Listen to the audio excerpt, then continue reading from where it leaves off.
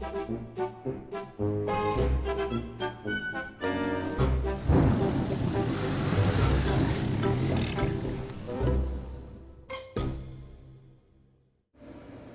morning. We are live once again. So give me one sec. I just want to check if we're doing all right on YouTube. And it looks like we are streaming. So Facebook, are we streaming on Facebook? Let's take a quick peek. It looks like we have something happening there. Hey, it is. All right. So, I guess let's just see who's here this morning. Oh, we got quite a few people. Now, I'm going to try this thing again that I tried last week that was a dismal failure. And let me put on our comments here. So if I pop these on, let's see. Hey, there we go. All right. Now I can't read this, so let me just turn this off. And there we go. Thank you. All right, folks, good morning. So, who we got? Hey, Charles. Charles is here. We've got someone who's got their coffee boosted. I have not boosted mine yet. Ivan is in. Dirk from Germany. Happy Easter from Montana. Hey, Pal. You didn't miss it. Pal thought he missed it yesterday. We've got Jill's dad. We got Merrick. We got New York Dirt Riders from Long Island. We got the ride. We got Dennis, Adam. A lot of familiar faces here. Robert, Roger, on any Sunday, Rick. All right, it looks like everybody's here. So I thought we would do something slightly different. Now, let me try to see if this is going to get rolling here, boys, because it's supposed to keep switching. What does it do here? Okay, here we go. I'm going to start this loop, and we'll see. Oh, yeah, that's going to go. All right, cool. So, as you may or may not know, we're going to do something a little bit different today. Instead of having some of the players, some of the other fellows from around Montreal come in and chime in, we've got a special guest today. So, we have our friend Bren, better known on YouTube as Nerb1. So, I highly recommend that you check out his YouTube channel, NERB1. Really good stuff. So it's an interesting mix of some local kind of day trips, some, I would say big adventures, big compared to the scale of obviously what we do here on our Sunday morning rides, and some really good maintenance stuff. And actually yesterday I referred to one of his clips because I was goofing around with the clutch slave cylinder on my Husky 701, and he had done a video on his KTM, and they're all pretty much the same, so I did check that out. Hey, we got some people who just popped in from Portugal, and we got another guy from Australia. Bob's here. Adventure Andy said he got his patches. Super Dave is in. And Nerb1 is in too, so if you have any questions, don't be shy. Nerb can see your questions, so feel free to ask. And since we put those patches up for sale, the famous patches, where are we going here? You can see the patches. Man, we ended up mailing out a ton of patches, so that was actually pretty cool. So let's get to it. So what was kind of fun is, you meet a lot of interesting people through this YouTube experience, and actually most of the people that you've seen in the videos recently, I don't know if you watched yesterday's video where we went to the Dakar and Mark hurt his knee, and Ivan and his team actually finished the 950 kilometers of off-road in one day, which was pretty impressive. But keep in mind that Ivan and Super Dave and Mark and all of those guys are all guys who I met and who we've met each other through YouTube, through this process here of doing all this YouTube stuff. So it's been a great venue for not only kind of creating these memento videos that are for our own use, but actually everybody that I'm riding with at this moment is someone I've connected with through YouTube, and obviously with people who are quite a bit farther away, like Nerd One. I've never actually met him. We actually did 2 tests just before this show where we wanted to make sure we had a good streaming connection, so we logged in. I think the first test we talked for 45 minutes. I think the second test we ended up talking for an hour. So it's also kind of interesting that despite the distances, just the nature of the hobby, whatever you want to call it, I guess introduces you to like-minded people. And one of the things I thought was funny with NERB was that in the early days when we were giving away stickers, back in the early days, I made a very small batch of stickers that was just for us, and then people saw them in the videos and they asked for some, and he was one of the first people to ask for some. I sent him some, and he made this. Beautiful. Oh, hey, what's that? What? What's that thing? Looks like a box. Ooh, might be a geocache. Mark, looks like a treasure chest. Treasure chest? Oh, my stand! You stuck?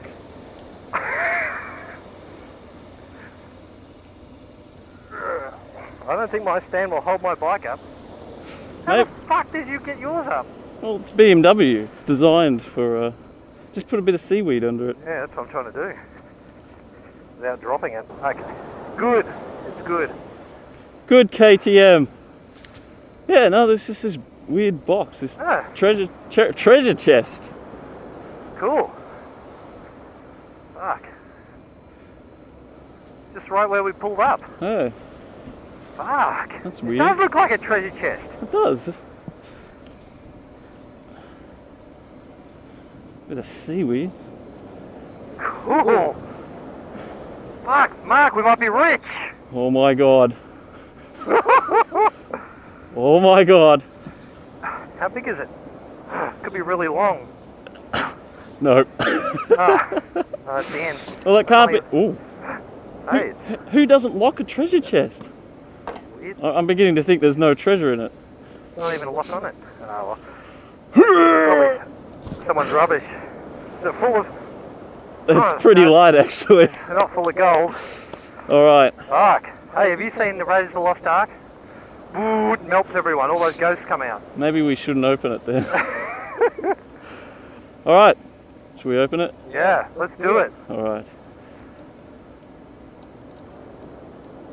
Whoa! Jesus, that was bloody lucky.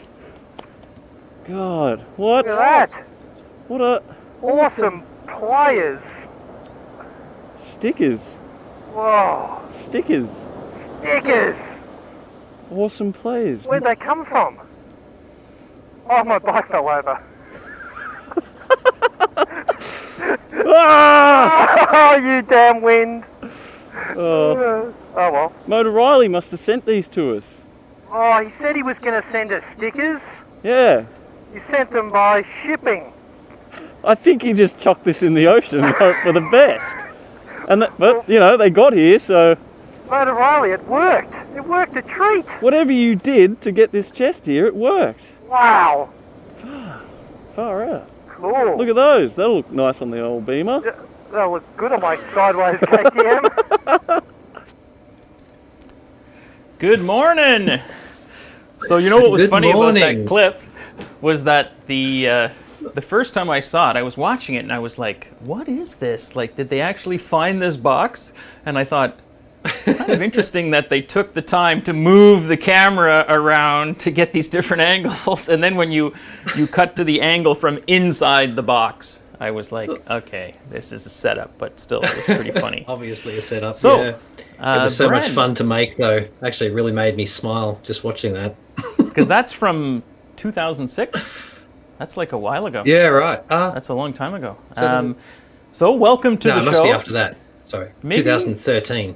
2013. Sorry, yeah. I was thinking Yeah. 6-7 years ago. So you are our first international guest. Oh, thanks So, very much. I feel very you special. you're late, right? It's summertime, and it's what time? Yeah, it's midnight. Well, 10 Midnight. past now. Oh, okay, cool.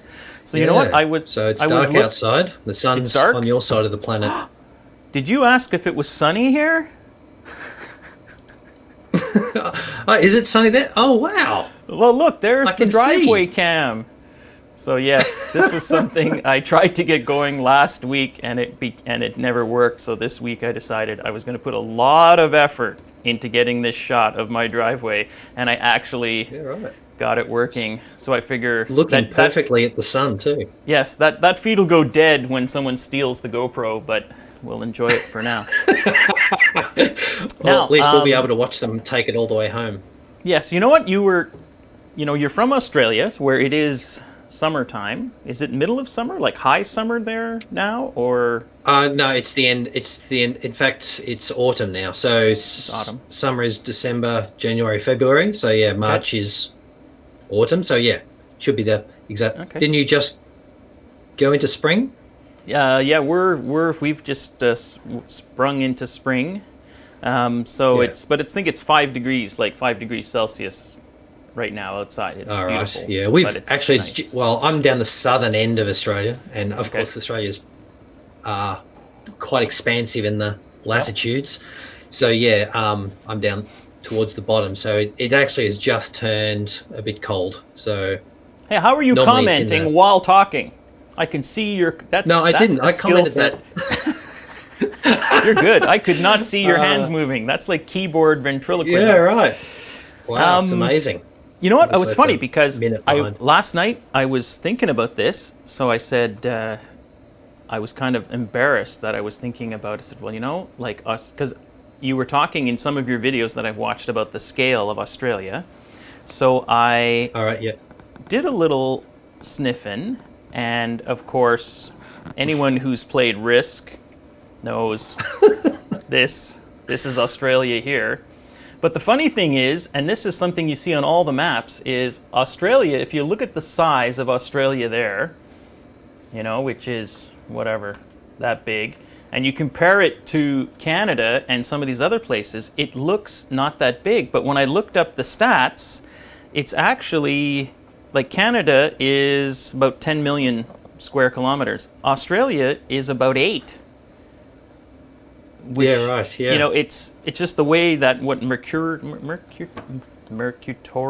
projection or whatever it is when they take a Oh, right, sphere yeah. and Because project we it. wrap around the bottom of Yeah. the globe. It looks a lot smaller because I was pretty blown away in the sense that it's Canada's, I think we're the second largest country. Australia is the 6th, but very close in scale to Canada and the United States in terms of surface area, which it's funny, every time you look at it on a map you don't get the perception. And the other thing I thought was neat, and this was just popped up in the stats, was that about 10% of Canada's surface area is water. And Australia Oh, really? is Yep. 0.7 of a percentage. Yeah, there's So, not much water. a little drier. And then I did come up with something because I know people from Australia are sensitized to this, but where is it? You do not drink this, do you? No. Well, I don't know anyone that drinks Foster's. In fact, I don't know anyone that's ever drunk Foster's. I know it was one of our biggest exports for a long time. I don't know if it still is. But yeah, I think it just all gets exported. You know what, we used to have it here. I think it kangaroo was on there. big in the Crocodile Dundee era, but I don't think it's... I was actually going to try and buy some, but Right, I couldn't get it together. Couldn't find any? Oh, you're not So, allowed out of the house. I don't think... I don't know if they still sell it. Let me just jump back to the comments for a sec. So, Nerb1, you're the king. Is this your mom? Is she watching? Yeah. Is your mom Who named says Nicholas Flood? Thanks, We got Nicholas. Mark? Yeah. So, I Mark... sent him a check earlier. Yes, if you watched our video yesterday, you saw the story of Mark and his bad knee. And as I mentioned Yeah. last week, That was a shocker. Mark had those cadaver ligaments put in. And since then, he can tap dance, and no one has been able to give us a rational explanation for that. Someone else asked, once again, are you less fat? Yes, I am less fat. Thank you for asking. I think they asked it in a more polite way than that. Someone here, Rick, it's called an optical conclusion. Okay. Mercator. Joel is correcting me here. Yeah, it's tricky. Mercator protection. Justin from Texas, 10% is crazy. Yeah, and the other, it's swamp. Like most of Canada, when you go north, is just uninhabitable, impenetrable swamp. I think 90% of the population lives within 100 miles of the U.S. border, something like that. So the northern part is pretty. Was there actually a Justin sketchy. from Texas, or was that Just Tex that you were talking about? Because I'm I know assuming Just Tex is from Queensland in Australia. Oh, he's okay. So you know Just Tex. Okay, yeah, cool. because I talk to him quite often, actually. Well, Okay. not recently, but yeah, I actually lent him my InReach device for one of his trips. Oh, okay, cool. So all I see I don't know you what he's guys talking drink about, though. 10% is crazy. JD. What is Jack Daniels? No, Oh, Jack Daniels. We very rarely drink Jack Daniels. Actually, since you're going to mention it, we were talking about this because I think, what do you have in there, Nerb? You were having right, yeah. I thought nice I'd light just polish off what was in the fridge and try and get rid of this stuff. breakfast beer. So, yeah, well, midnight breakfast is still about 6 or 7 hours away.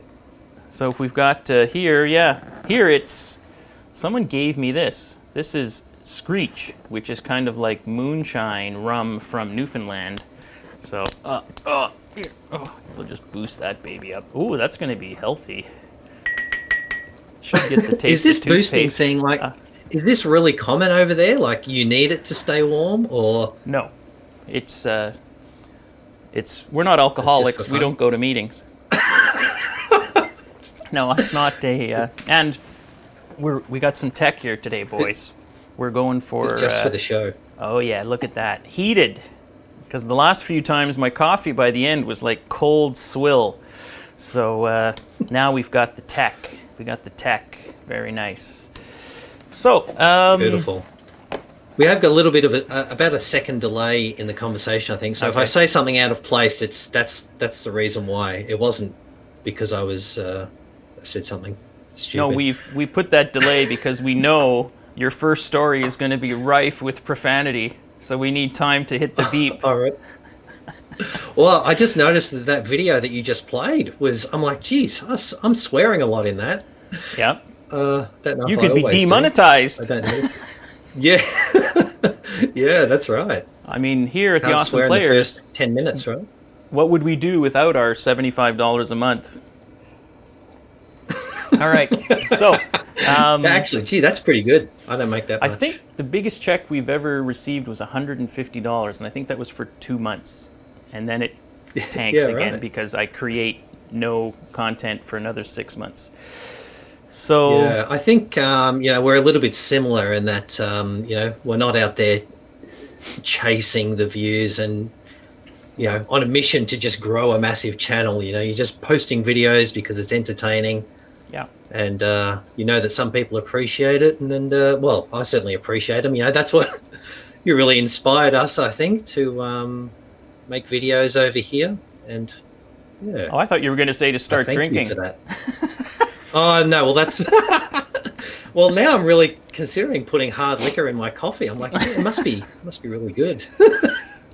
You know what? It's certainly better than the Jägermeister I've been trying. I mean, I have a friend of mine, and this is obviously a total tangent. I have a friend of mine that I went to high school with, and every year at Christmas he drops off 2 bottles of booze at my house, and this has been going back years. And he always drops off something decent, a nice bottle of Scotch or Canadian rye whiskey or something, and he always drops off something disgusting, like peach schnapps or Fireball cinnamon flavored something. And a couple of years ago it was this bottle of Jägermeister, which I have not found. I can't even re-gift it, so it's just been sitting here. So and I think we've done 3 episodes. It's gone down like a 1/4 inch. So that's going to be with me. My children will be swilling that at my funeral. All right. Could be a little bit like me and red wine. For some reason, my family members are always giving us red wine. I say, I don't drink red wine. I'm only, white wine drinker. And no, every birthday, Christmas, whatever, around comes another bottle of red wine. So they just get stocked up in the cupboards. Well, you know what? I mean, if you've watched the channel for years, so you're familiar with the Henrik experience. Henrik turned me on to this, which is, and I'm sure the comments will chime in here on what a great idea this is. Oh, and maybe this is also big in Lithuania. Someone's here from Lithuania. Is red wine and Coke. Really? Yeah. Which I've never heard of that. I'd never heard of it either. And apparently, like Henrik grew up in Hungary, where the cheapest things you could get that had alcohol were vodka, because I guess the Russians back then were pouring it in to keep everybody subdued, and incredibly horrific red wine, but it was literally cheaper than like soft drinks. Just cooking wine. Yeah, so the way you could tolerate this was to mix it with cola. And I've actually tried it, and it's not bad. It's not bad. Like Henrik, when you go, if you ever get the pleasure of visiting Henrik, his favorite drink is what he calls a one of each. So you get a hard drink, a beer, and a glass of wine. Okay. So as soon as you hit the door, it's like, what would you like? A one of each? Yeah, sure. Yeah, right. All mixed together, or just one after Three another? separate glasses. So you have to right away you have 3 drinks. So it's a pretty good system. So let me just jump back to the comments. Man, we got a lot of comments coming in today. Finland. Yeah, they're flying through. Welcome. I can't keep up. If I miss something, excuse me. Rum and Coffee, The Jag, Marc Pigeon, Jägermeister, and Red Bull. Really? That's interesting. I have... Sounds pretty hardcore. It's here someone saying, Vlast is saying that in Czechoslovakia there, or whatever... the country names have all changed so much, but he's saying that beer is cheaper than Coke or water. Red wine and Coke works. So so we're not. Well, of course, beer another was invented because the water was generally nasty, right? And it was the only way to ensure that it wasn't too full of bacteria.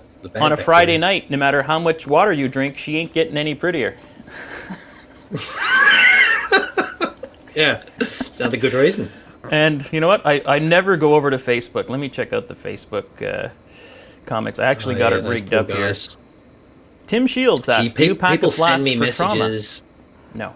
People send me messages on Facebook, and I don't see them for like a month, and I go back, and there's these questions. I'm like, oh, sorry, guys.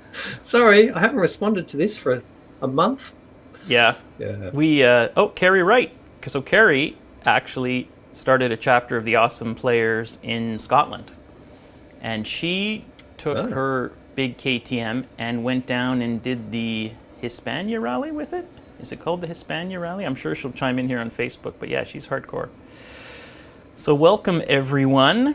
Someone asked if we bring a flask for emergency. No, actually, despite the frivolity of the wonders of alcohol, we don't actually do much. We don't do any drinking and driving. You'll see at the end of a lot of our episodes, we'll actually go for a beer, but we don't.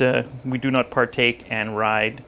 It is frowned upon. Although we are still the only province in Canada, I think, that still has 0.08% blood alcohol. All the other provinces have dropped it lower to like 0.05. So this is still the place to be. But yeah, right. All right. Vlast. Okay, so now it's Czech and Slovakia. So Czechoslovakia is no more. Okay, got it. Coffee and Bailey's, yes. And hello from that's Scotland. A common one. Here's a question. Dave, maybe you can answer this in the chat. Is the 701 better than the F800 GS? Depends. Are you driving down the highway for 10 hours, or are you pinned under it in the mud? You're going to get a very different answer.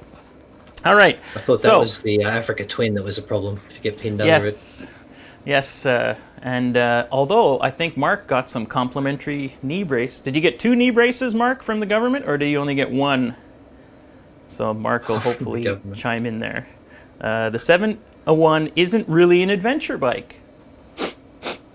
That hurts. It hurts a little. All right, so let's get on with our guest here. So we've got some prepared elements here. So this one here, take a look. So we were talking about when we had kind of our little rehearsal here. Bren sent me a bunch of stills and videos because we really kind of wanted to talk about what's a little bit different about the Australian experience. And I think you already mentioned the Australian experience is not all inclusive. It's a huge country / continent. So I guess it's kind of like saying the Canadian experience. But one of the things that, of course, came up when we were having like our little pre-chat was you were saying, you know, you would be afraid here because of the bears. And I said, bears? Frig that. You guys have every... Yeah, right. And actually, I've been watching Battlestar Galactica with my kids, so frack that. You've been... You guys have every nasty top 10 poisonous creature that either slithers or crawls. And yet you were thinking bears were scary. Yeah, well, that's right, because I mean we often hear that you know, Australia, everything wants to kill you, but the everything that wants to kill you is small and afraid of you. You can either stand on it and kill it, or sort of walk away from it. You know, snakes I think are probably the biggest issue, but you know, America has rattlesnakes and all sorts of nasty ones, right? Lots of Europe has vipers and things. So I don't know, I think they're pretty consistent throughout the world.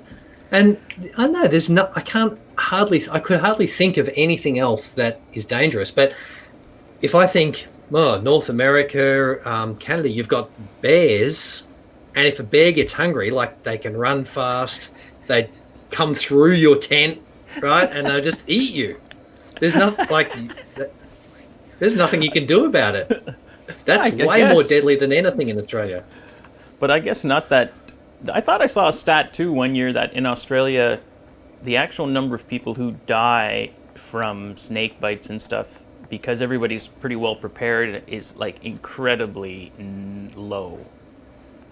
It's not like every day in the newspaper, you know, oh, Steve down the street, he was raking the leaves and he cashed out. He's gone, you know. Yeah. It's very, very rare that someone gets bitten by a snake and dies, because every doctor in the country has anti-venom. They now have anti-venoms. I think that I'm not a doctor, so don't take this as gospel, but they have like universal anti-venom, so it doesn't even matter what snake bites you.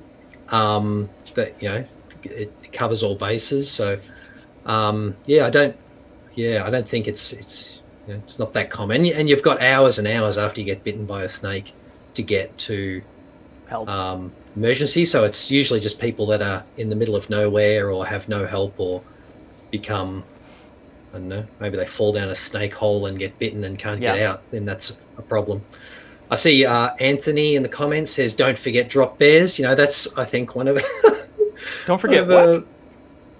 Drop bears. Drop bears. You know, in Australia they have drop. Yeah, you know, you walk under the trees and they drop down and jump onto your head. It's a type of bear. Off, you know. Yeah. Well, yeah, commonly known as a koala bear. We market them as being really friendly. Yeah. Actually, I wouldn't want to grab hold of a koala bear. I think they'll rip you to pieces. Don't they have huge claws? Yeah, that's right. Big claws. They're always drunk. You know, you don't know what drunken animals will do. Yep. They get drunk off eucalyptus. But they rarely have congestion.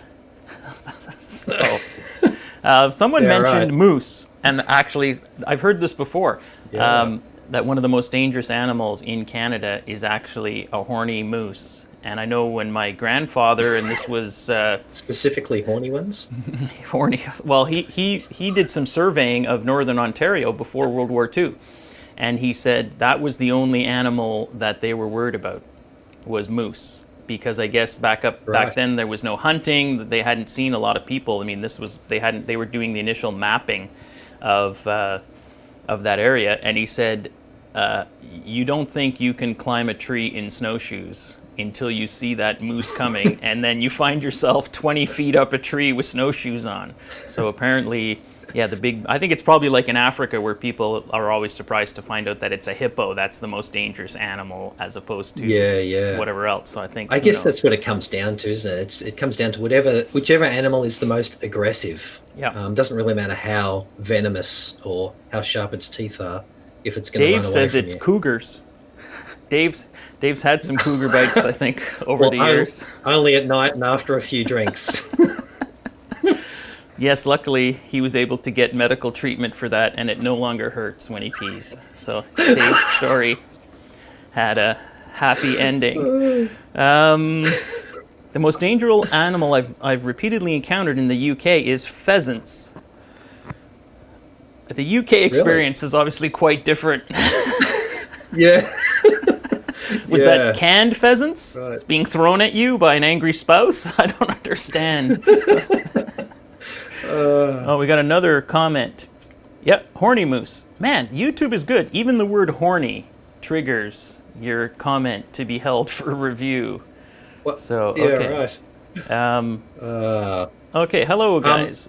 So I guess what we were talking to about last time we were saying is that, and then it sort of dawned on me, well, crocodiles are actually something that I am scared of in Australia, but they don't occur in the bottom 2/3 of Australia. It's too cold down here, you know. They're a tropical animal. So up north, they are, there's warning signs. Don't be stupid. Don't swim, in water that you can't see in. You're asking for trouble. And some people do get taken by crocodiles. So Nice. Yeah. I'm going to shorten our comment loop here because we're really falling behind. Okay, I've made it 10 seconds now. So we got 16 minutes of comments in this queue for the bottom. So you were speaking of crocodiles. You sent me this clip. Let's take a look. Yeah. And our mics are still on, so don't... Okay. So here we this is on our Cape York trip. Turn that volume down. Two types of rivers up there. There we go. Two types of rivers up there, and one was freshwater rivers, and freshwater crocodiles aren't really a problem. They run away from you. And then this clip is a saltwater river, and this is where you don't want to be stuck in the mud next like to this water. So exactly what you're doing now. Exactly what we're doing. Like, you can't see in that water. This is where the saltwater crocodiles hang out. So this, what was the name of this river? Croc River? It might as well have been Croc River. So this is right up near the top of Australia. They've got rubber mats on the bottom there so that you don't get bogged. And Sweetman here, Alex Sweetman he came on that ride with us. He decided, no, the side would be better, and bloop, down he went. So that took a while to get out, and there was a bit of walking backwards and forwards through that water, and it wasn't actually until after that trip we got home, and I was telling my father about the trip, and he's been on a few fall driving trips, and he was like, that river. Well, we know that crossing. He said, I went across that crossing like on the top of the four-wheel drive, with the shotgun trained on the water because there's so many crocodiles in there. They were worried about them attacking the car. And I was like, well, I'm glad I didn't know that at the time. So that was potentially a bit dangerous, to be honest. Pork chops tied around your ankles, or what else could you have possibly done? You smeared yourself with raw chicken? Yeah. Yeah, that's right. I mean, that's a few days into the trip. We probably smelt pretty Pretty good. appetizing Delicious. to crocodiles by then. And you mentioned that was in Northern Australia. So Northern Australia is where it's warmer. So what type of distance are we Yes. talking about from the south to the north just to get there? Okay, so well, I'm in Melbourne. So you've got sort of Melbourne down the bottom, Sydney, part of the way up, and then Brisbane. And so Melbourne to Brisbane is like a 2-day ride. That's it's nearly 2,000 kilometers. I think it's Big about 2 days. 1,800 in a straight line. Yeah, Yep. well, we can talk about that later. I love big Yep. days, but so 2,000. So Brisbane is halfway up Australia, but there's no other cities north of Brisbane. Like it's too hot. No one wants to live up there. Well, not in summer. In winter, Brisbane is Yep. nice in winter and bearable in summer. And as you go further north, less and less people can handle that. So, Right. so these crocodiles sort of occur. Let me take it. probably Let's look at from this about- puppy. There you go. That is. So that's how big they grow. That was what? That's based on what? Like the world record.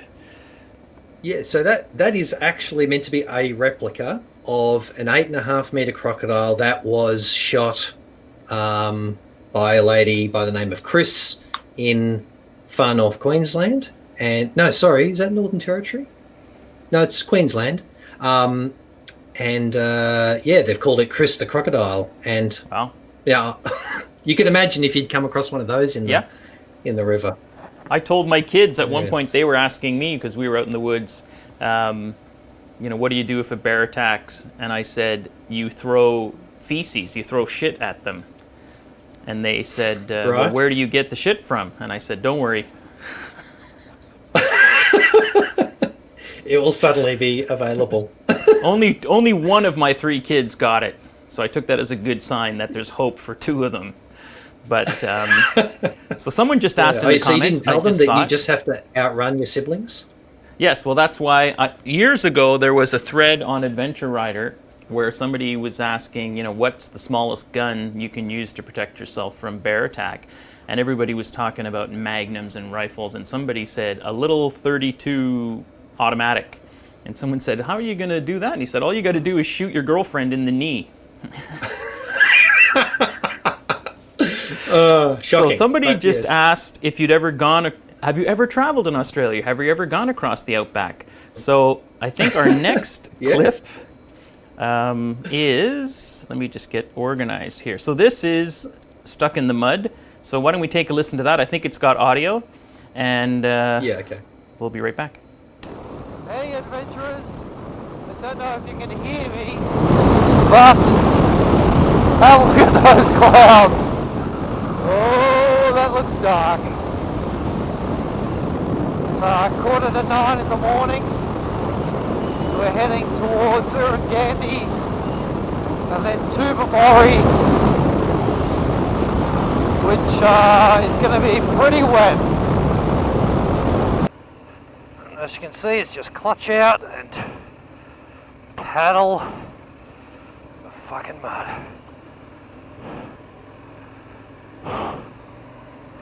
Shit, come on.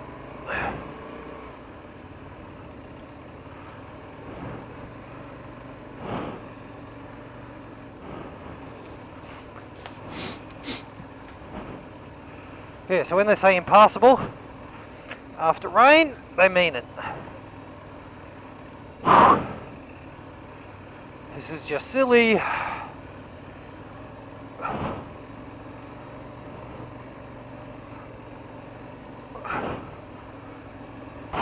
Give her.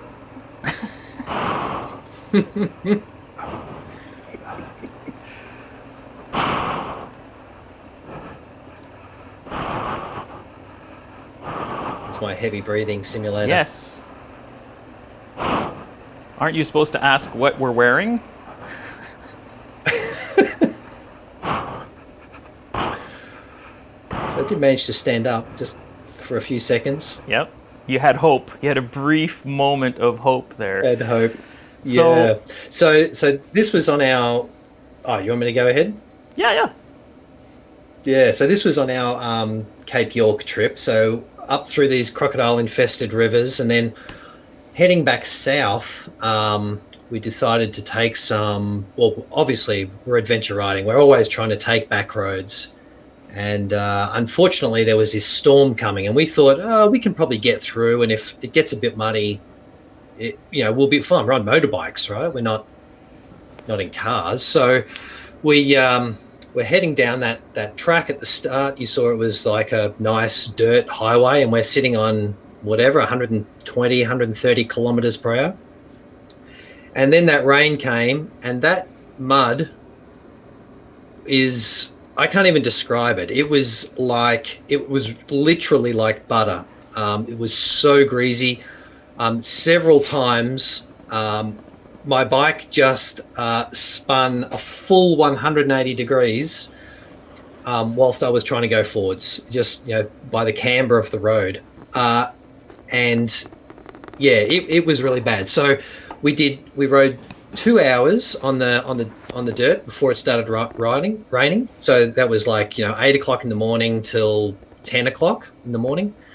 Then it rained and we got stuck. We couldn't proceed forward. It seemed to be getting worse and worse. So we went, oh, look, we'll go back. We know it's only 100 and whatever it was, about 150 kilometers back to town. So we did a U-turn, started riding back, and as you could see, it was fairly slow going. And I guess just to jump ahead, I ended up getting back to town at midnight. So that 150 kilometers took 14 hours. Wow.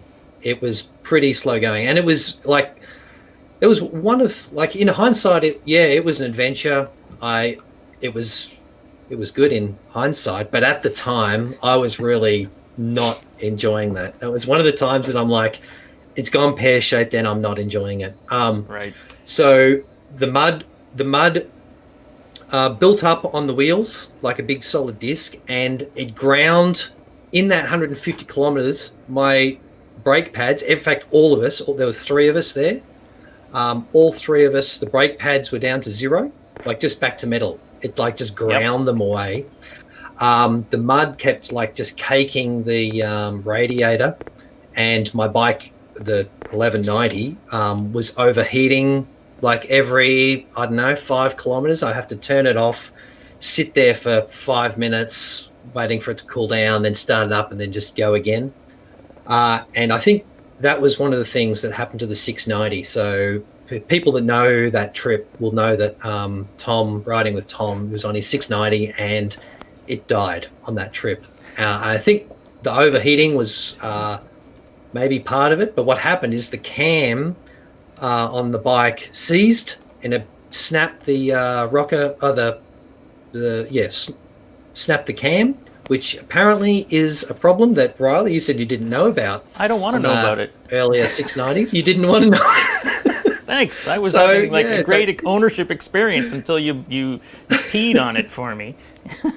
Sorry. So it broke, and of course I can't dink someone, in conditions like that. So dink? We made a few calls, I could have put Tom on the back and kept riding. That's called dinking?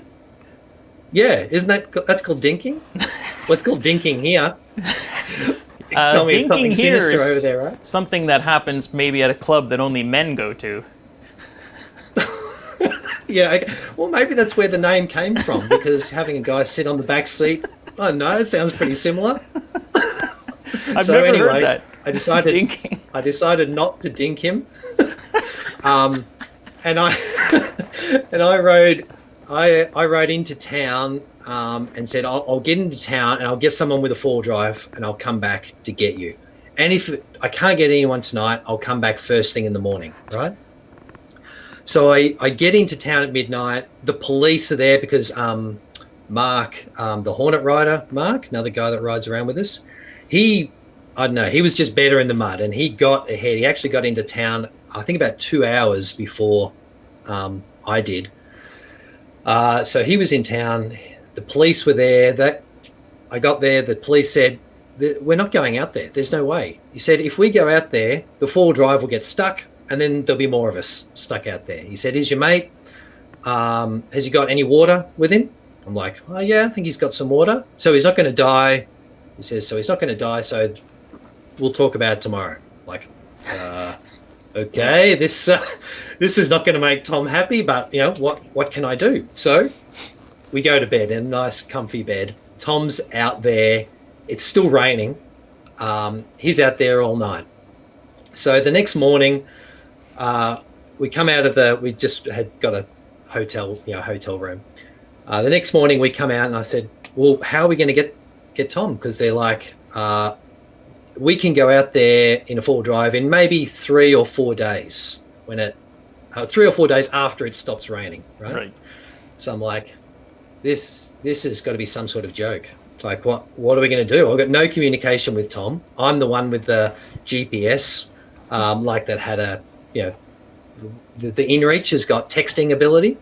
Mm-hmm. Can't reach Tom. There's no phone reception. This is in the middle of nowhere. So I'm like, oh crap, what are we going to do? So someone says, I think someone jokingly said, oh, send a helicopter. And I said, well, can we send a helicopter? And they're like, oh, everyone started thinking about it. He says, oh, we could get one of the farmers to round up cattle with their helicopters. So we could get one of them to go out. I said, oh, yeah, let's do that. And they're like, oh, it costs money. Oh, so, okay, well, how much? So they're like, oh, it'd be, don't know, you'll have to talk to the farmer. So I rang one of the farmers and said, how much your helicopter need to pick up the guy. I've got the GPS location, so we could just fly straight there. And they gave us a price. It was like $600 or $700. Australian said, dollars. Well, yeah, that's a lot of money. Australian dollars. I said, oh, that's a lot of money. But, especially to go pick him up. Okay. to go pick up our mate Tom, because I thought I can't just leave him there for a couple of days without him knowing what's going on. That would be cruel, right? Mm-hmm. So organise this helicopter, take him 45 minutes to fly from the farm out there. So off I see the helicopter fly over, right? It's on its way. So it goes out and it picks Tom up.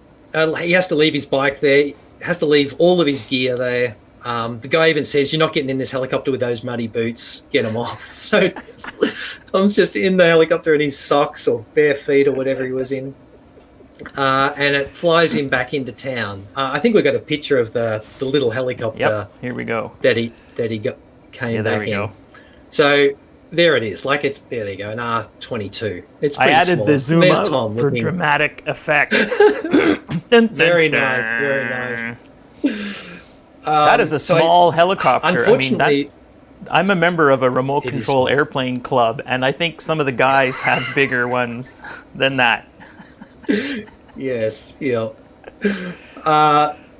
So he lands, the guy walks over and he says, okay, glad I could get your friend back. That'll be $1,500 or $1,600. I'm like, what? Why the sudden I said, no, that increase? I talked to, the someone on the phone, and they said that, $700 or it was like $680. And he said, yeah, well, he's not the pilot, I'm the pilot. And, that didn't include fuel, and it didn't, I'm like, okay, this can't be right. I was like, what's going on? But I'm thinking in my mind, well, okay, we're in a good position to negotiate here because Tom's back. Yeah. He's home. Yep. I don't have to worry about it. So I'm like, no, I'm not, we're not paying anymore. I was told this price. That's what we're gonna pay. And he's like, the charge out rate is $400 an hour, or whatever. And I said, yeah, but that's your charge out rate, but that's not what it costs you. We're not right. Making you. We're not costing you money. I thought you were helping us out. Right. So anyway, he says, maybe what about $1,000? And I'm just about to go, no, $1,000 still too much. Tom straight away goes, puts his hand out. Yeah, that's right. Tom just goes, hand out, $1,000 done. I'm like, And shit, what's the okay, exchange well, here we've done for it us now. Canadian American? What's a dollar? Well, in US dollars, so at the time, our dollar was about 75 cents, so 750 US. Okay, And still now that's it's money. a bit worse. We're back to about 60 cents. Yeah, it's a significant amount of money. Anyway, Tom just said yes. He was just happy to be back. Didn't want to be in this discussion. Now we should So remind Tom goes and everybody. draws out You have a video of this. You actually have a video, and so does he, right? On this little on this of this adventure whole trip. Yes, yeah. Yeah. So I've got like so- about a 6 or 8 part episode of this trip, and Tom has I don't know, even more episodes on the trip. And Tom actually has footage of the helicopter coming down to land to pick him up. So that's great to see if you haven't seen it. So you definitely, guys, check out. I'll try to remember to put them in the description when I revise this, when it gets archived. But check out NERB, N-E-R-B 1. That's an interesting nickname. We'll talk about nicknames shortly. Yeah. So definitely check it out. There's a lot of, there's a back catalog there of content. So if you're stuck at home, there's a lot of stuff there to watch. So is that kind of the end of that section? What do we got now? Yeah, that was Cape York. So I was going to say, so in 2014, I rode with a group of people around Tasmania, which is the island state off the bottom of Australia, where I know there's lots of jokes about Tasmania because it's an island state, but I won't go there. There might be some Tasmanians watching. And then in 2015, we tried to cross the Simpson Desert, which is a bucket list item for a lot of people, and that's right across the middle of Australia. So I've got videos on Tasmania. I've got videos of trying to cross the Simpson Desert, but we failed. Then in 2016, we did this Cape York trip that we were just talking about. So there's quite a bit of footage there. 2017, we didn't do a trip. My wife was getting a bit, you keep going away, because they're extended periods, like more than 2 weeks. So she was like, I want to go away with the family. So is she watching? No, she's asleep. So and I won't give it a link. So she we went a family trip to Fiji for a couple of days, which was great, but there's no footage or anything of that, just a family thing. Then 2018, I did a trip called Goog's Track, which I think we're going to talk about. Okay. And then in 2019, we officially crossed the Simpson Desert. We made it across, so we're very happy about that. So just finish off that bottle. Yeah. So that's So you're talking about these multi-week trips. I think a lot of us are in that same boat where we have limited amount of vacation. In Australia, is this kind of like a European model where everybody has 6 weeks vacation or more? Or are you more on the North American thing where people start at 2 weeks and after 5 years it goes to 3 weeks and 4 weeks? And so meaning that if you were to take 2 weeks of your 3 or 4 weeks, that's a big takeaway. Well, generally, it's obviously it's not the same for everyone, but generally, Australians get 4 weeks annual leave. Okay. So you work whatever it is, 40 hours a week, and you get paid for 36, and that 4 hours accumulates as paid annual leave. And that's the general way of doing it. So 4 weeks. I think some like government, so police, for example, get 9 weeks a year. So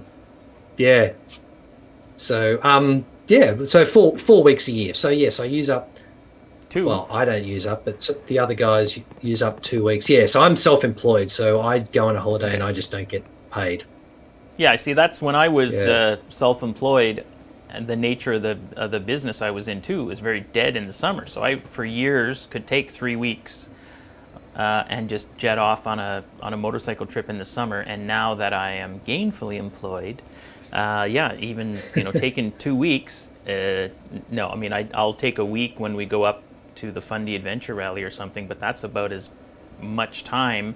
And then, like probably in Australia, the problem here is the scale of the place, which is to go from here to out west where the Rockies are, and there's some great riding. It's 5,000 kilometers. So even if you lead-footed out there, it's 5 days there and 5 days back. Well, there's 10 days, and those aren't going to be super fun days. So no, and you wear out a lot of equipment just getting to the side. Like 5,000 kilometers, you'll wear out an entire set of tires. Yep. So that Cape York trip that we were just talking about, we tried to schedule for 2 weeks, and so we saved 3 days by getting our bikes trucked to Cairns, which is on the east coast of Australia, right up near the top. It's 1,000 kilometers from the most northern tip. We trucked our bikes there, and then we flew. So day one, jump on an aeroplane, fly to Cairns, get off, go pick up our bikes. That was day one. So that saved us, could be a week of travel there. Yeah, here now too. You have to do that. The airlines like Air Canada will fly your bike on the same plane as you, and I think within Canada it's pretty reasonable. It's like $700 or $800. They'll actually put your bike on with the special preparation. I think is you can't have a full tank of gas. You can only have so many liters of gas in it, which to me seems incredibly frightening to have these bikes in the hold with gasoline in them. Gas. But apparently, you can do that, which that's something we've been kicking around, which would be fly the bikes out west, ride for 2 weeks or a week at the end of the season, leave the bikes there, come back in the spring, ride it for a week, and then ship the bike home. So you'd get kind of 2 weeks of riding, one fall week, one spring week. So that's something we've been kicking around. So let's take a look then. Googs, we've got a little clip here. I think this is just a still, so I don't think there's any sand, so you can just talk. So here we see... Yeah. So, Googs track... Yeah, so after we failed... So the year before, we'd failed crossing the Simpson Desert, and we felt like we needed a lot more practice riding in sand, because riding in sand definitely is a learned skill. And so this Googs track is in South Australia, the state of South Australia, and it's quite sandy. So neat. And this is what I know. There's sand, and sand. This like the powdery stuff, the beach sand? Yeah. So the Simpson Desert and Googs track, to almost a very similar extent, is wind-blown sand dunes. So yes, it's very loose. It's it's soft. Like the morning after Taco Tuesday loose? I don't know what you're talking about, but I'm guessing it's pretty loose. You'll if you stand in it, well, I don't know. Yeah, you sink. It's very fine grained. Yeah. So generally, the tops of the sand dunes are where the very loose, soft material is, and then in the pans, it's either a lot more compacted sand or it's clay. The Simpson Desert and Googs track are very, very similar. Googs track has a bit more vegetation, so there's a bit more. The sticks are sort of bashing into your elbows as you're riding along, which is a different type of challenge. Now, what are we talking about distance here? Like you say, the Simpson Desert. Once you hit that, what you would say the beginning of the desert till you pop out the other end. Yeah. How many kilometers are we talking here? Sure. Well, so from it's not really the desert. I mean, so from township to township, because the townships are still within the desert, right? But you've got a well-used dirt road to those towns. So from fuel stop to fuel stop, the Simpson Desert was 500, or 550 kilometers Okay. of continuous sand dunes. Goog's track is 70 or 80 kilometers. It's not Okay. that far. But there was more of the trip than just the sand dunes. But we wanted to do those sand dunes as a bit of a test run, a bit of an experience. Yeah, it is. I mean, we don't have a lot of sand here, but I can just think of my own experience from going to the sand pit, which is where we kind of first started riding, and to now where a long section of sand for us here in local riding might be 100 feet or 200 feet or something. But even then, we've gotten so much more comfortable doing that. But I can't imagine doing, hundreds of kilometers. Although I guess at some point you must get your technique down. And what you hear a lot of people say a lot of different things, and obviously it probably depends too on whether you're on a big bike. If you're on a motocross bike, it's obviously going to be a very different experience than being on a big KTM, and you're carrying tons of extra fuel, water, camping equipment. So what's your 30-second training course on riding sand on a crazy heavy bike? Low tire pressures and lots of throttle. So sand, I think you will hear everyone say that the faster you're going, the easier sand is.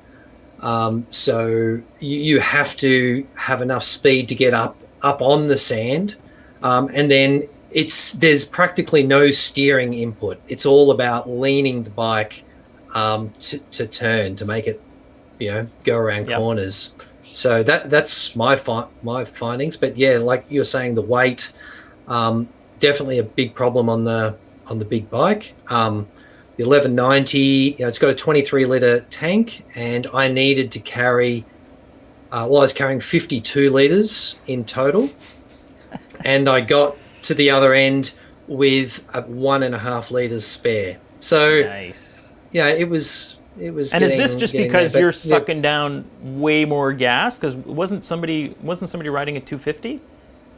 Yeah. So Tom and another Brendan were on 250s, WR 250s, and they both had Safari tanks. So they had whatever it is, a 25-litre tank, and I think they took one spare bladder, like a 10-litre bladder, on the back, and they made it across pretty comfortably. So yeah, they managed through the sand a lot easier. They could carry more speed through the. Well, I wouldn't say they could carry more speed, but it was much easier to handle in the sand. But then on the highway, I guess that's where they suffered. So actually that trip was a really good example, because on the way to the Simpson Desert, we got to an area through South Australia where we had this incredibly strong headwind. And on the 1190, I just ducked my head down a bit and just mowed it along. And the 250s were back down 2 gears, so back to fourth, and completely pinned, right, to keep any resemblance of speed. They actually used more fuel in that leg than I did on the 1190. That's what I was going to ask. Yeah, I mean, did those 250s have enough power to get it done? Like you're talking about getting up on the sand with all that weight, so they had it, because they're talking what? They're in the they're 30 horsepower machines. Were they modded a bit? Aren't they around? No, I don't think. Minor modifications. I don't know. You could probably ask Tom about that, but I don't think. They're not highly powered. But yeah, they did okay. I mean, it was just, that trip was actually really good proof that you can do a big adventure ride on any bike if you're committed. I mean, I just really enjoy the big bike. I really enjoyed, I get to the sand dunes and just open the throttle, and you just start smiling. It was so much fun. And the 250s, I don't know, I guess around the corners, they were still having fun. On the 1190, when I had to slow down to go around a corner, that was a nightmare. Yeah, you know what? Really I think we get that question all the time where guys are asking, why do the big bike thing? And Yep. I don't think they get it in the sense that, I'm riding what still a lot of people would call a big bike, but it's probably weighs pretty close to what a WR250 weighs anyways, but just with 70 horsepower instead of 30 maybe, or 25. But it is a really different experience, that big bike power, because even something like an F800 GS, it only has 85 horsepower compared to like a 701 that's got the high 60s, at least in the brochure. It's not the same when like you're saying, you're climbing a hill and it's loose or sand or mud or whatever, and you whack it. That is not, you're not going to get that same experience riding a 250, but you're going to pay for it at some point. Yeah, that's right. But the motor, I think on the big motors, they're very forgiving. Like I can be on the 1190, and I'm sure the F800 is the same.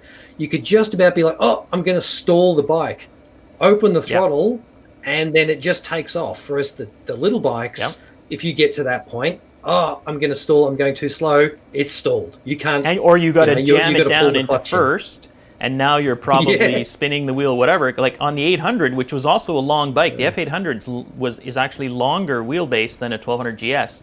You could be climbing a hill, especially something with half decent traction, and you'd be in second or third gear, and halfway up, it would bog, and you would just break it loose in second or third gear and spin all the way to the top, and it was fun. And then I found, even with the 701, shorter wheelbase, taller bike, which means it wants to lift the front wheel a lot more. Really all the time.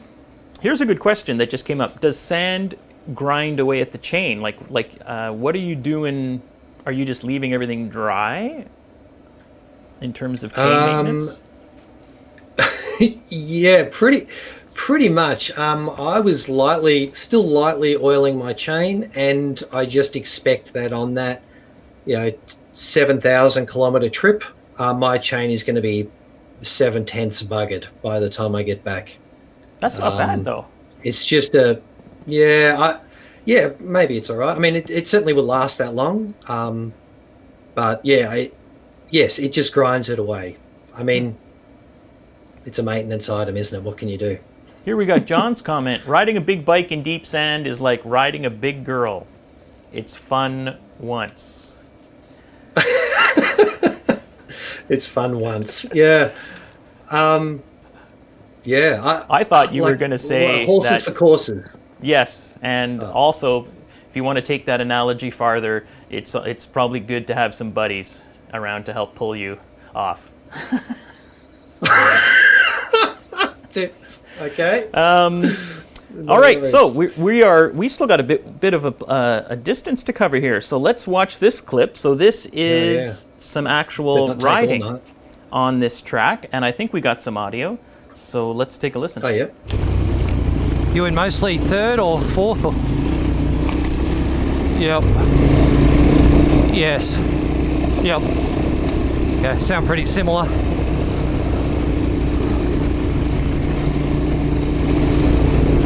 Oh man, so good. It's the best ride I've had for a long time. Maybe ever.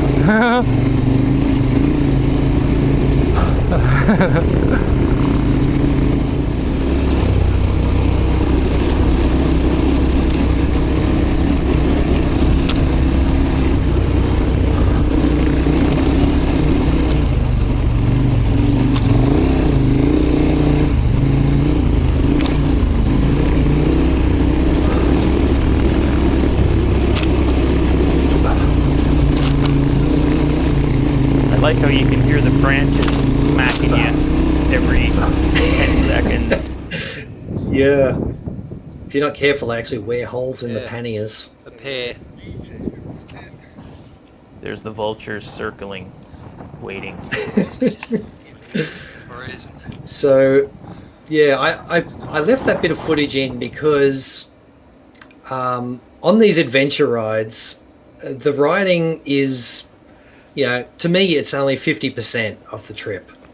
Seeing some of the country, seeing nature, and that is, I'm a bit of a greenie at heart, and I just love seeing that. So seeing those couple of wedge-tail eagles fly around was just incredibly satisfying. Wedge-tail eagles are awesome. They got the 2-meter wingspan. They pick up, 6 feet. entire sheep. Farmers, hey, 6 feet. Yeah, sorry. They pick up entire sheep. So farmers don't like them that much, but very majestic animals. So yeah. And that's cool. And now here we got a shot. We were talking about this, I think, when we had a kind of our test of our chat function earlier. Obviously, you've got to be pretty mechanically adept at a certain point. You're not calling the auto club when you're out there. No. I think we've got.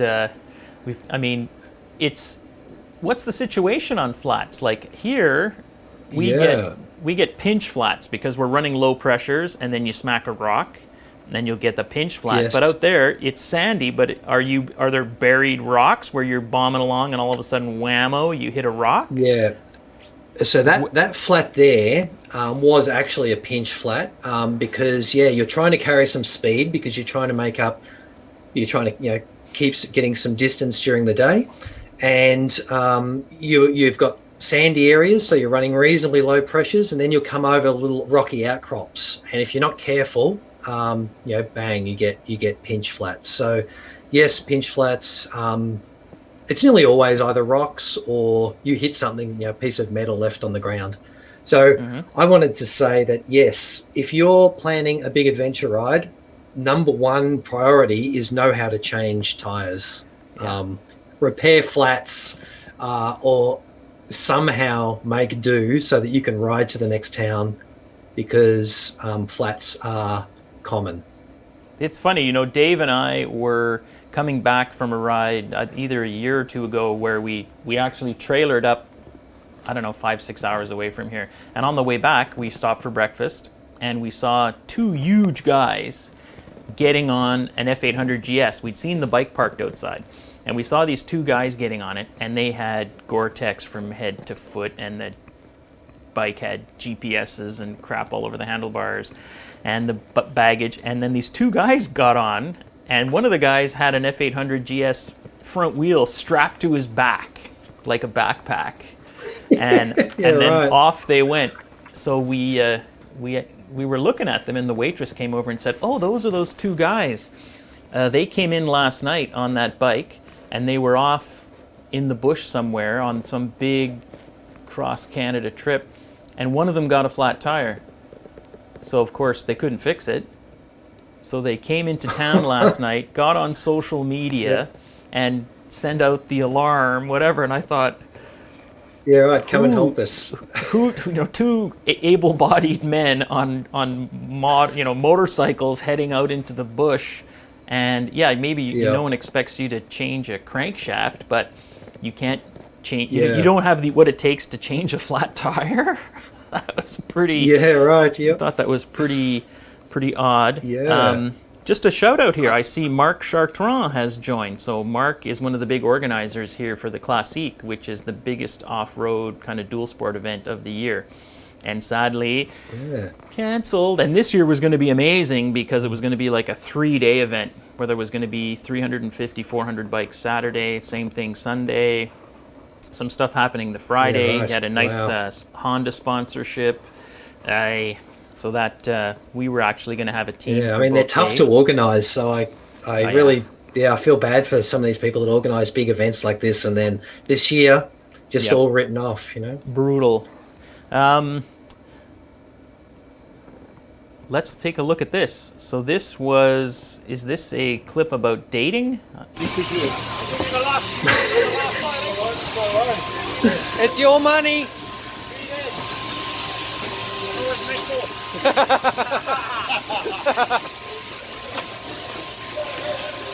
Yeah, so on this Googs trip, And we did several. We went through a lot of private property, which took a lot more organising. Craig, who's there, shearing that sheep, he did pretty much all of the organising for that trip. A lot of private property, but the bonus of that was that we met, all of these went through all of these stations, and in a lot of them, something was always happening. One, we just turned up and we're like, oh, where is everyone? Yeah, because we'd said to the station owners, we'll come and knock on the door and let you know that we've been and gone. So we turned up and where is everyone? Couldn't find anyone. And then hang on, there's someone over there at the shed. So we go over, and of course everyone's in the shed because they're shearing at the time. And straight away, oh yeah, hey, you want to come in and have a look? Right. Oh yeah, we'd love to go in and have a look. So we go in, and then they're like, oh, would you like to have a go? So yeah, sure. Craig's first one there, put his hand up to do some shearing, and that was a real experience. And that trip, we did the shearing at one station, another station where we actually stayed overnight, and they invited their neighbours over who were like 50 kilometres drive away. They all came over and we had a big barbecue, and it was a cattle station, so I guess meat was cheap there. Yep. And it was absolutely fantastic. And then the next one we went to, we were getting there just on dusk, and I haven't got a clip of this, but it is actually in my videos. Mm-hmm. We turn up and there's a guy, he waves us down. He goes, oh, who are you guys? Because it's private property, it's not like driving through someone's backyard. That might be 150 kilometers from fence line to fence line. So you're lucky to even see someone. He waves us down. He's like, who are you guys? We're like, this group, we organised, we left a message to say we were coming through. And he's like, oh, yeah. Well, since you're here, can you give us a hand? I'm like, yeah, sure. He's like, those cows, we need them back in this station. It's just me and my son, and we're having trouble. We're just about to give up. We're like, sure. So there's the three of us and him and his son, 5 bikes. We all head out and we round up these cattle. Just, nice. An 1190 rounding up cattle. It's and you have no footage, weird, but it was fun. Yeah. It's footage. I didn't give you any. Sorry. I should have. It was an absolute classic. So it is on my video. I just meant I didn't send you any footage. Cool. I had to keep something for myself. Yes. So these trips, But how do you get these permissions? Like, how do you find out who owns this land? So the internet is a wonderful thing. We just looked up. So on Google Maps, you're looking at where you roughly want to go, and plots of land are, they're massive areas on Google Maps, and it'll have a name on Google Maps, such and such property, or the Kidman station. So Nicole Kidman. Her family owns, I don't know, some 5 million acres or something out there. So it'll have Kidman Station. So you go, okay. So you just Google the name, the rough area, and you can usually find phone numbers. So then we rang them, or an email address. We rang them. There was a couple that we had trouble. We actually rang the local police stations and said, oh, who owns that property? And that we'd track down their names that way. And we got all the names. We had about 15 or 16 different names, and contacted them all, and all of them said yes, except for one who said in 2014 they used to always let people go through their property. In 2014, a 4-wheel-drive went through there by themselves, didn't tell anyone, just opened the gates and went, got bogged and perished. The owners of the farm found them some weeks later, because it's weeks between traveling these tracks, and found them perished in the car. And they're like, that's it. Never again will we let anyone through the property. So that was in 2014. So then, 2018, we did some convincing, told them about how prepared we were.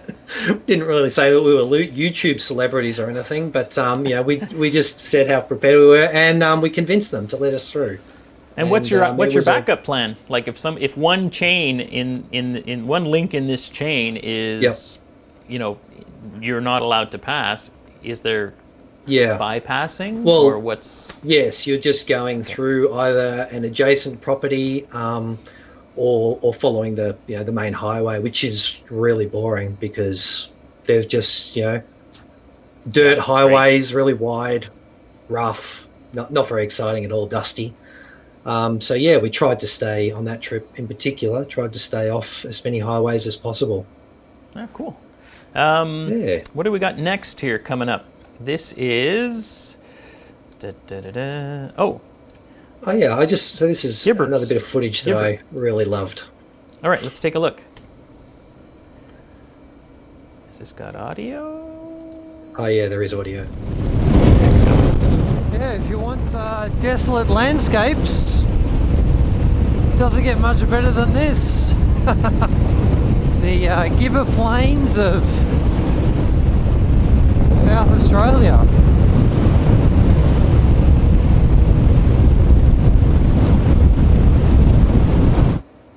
Wow, that is So flat. Yeah, it's flat. I think a lot of the flat earthers actually came from that area. Maybe I don't know, but it is. It's just a spectacle. A lot of people have said to me, "Oh, why would you ride out through that? Through Central Australia? Like, there's nothing there. It's nothing." But there's something about seeing nothing.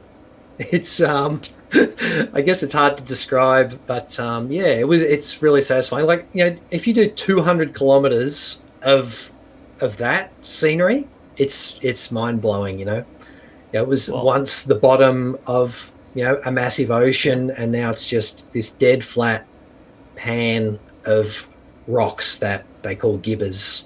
I'm from Saskatchewan originally, so Saskatchewan in Western Canada is famous for being flat. I mean, the joke there is that Saskatchewan, where no man has ever fallen to his death.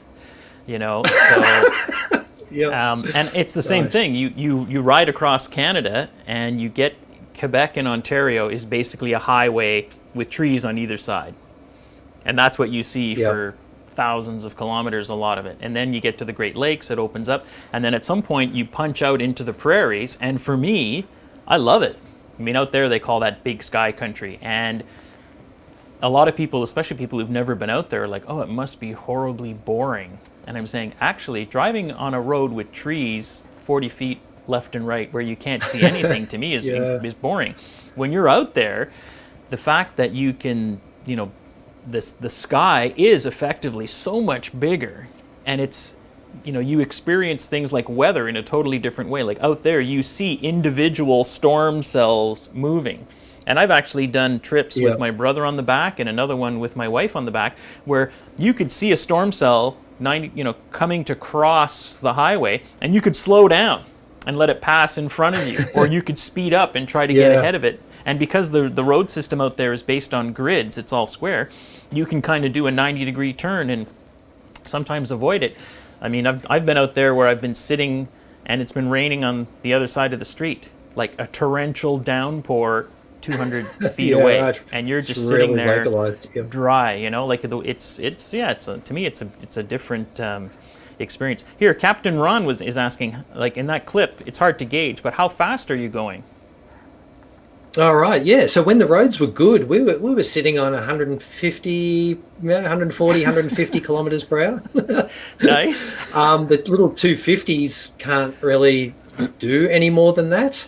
A few times I might have just made sure that the 1190 can still get a number of 2 on the front of the speedo, but not very often. Yeah. It's just fuel inefficient to do that.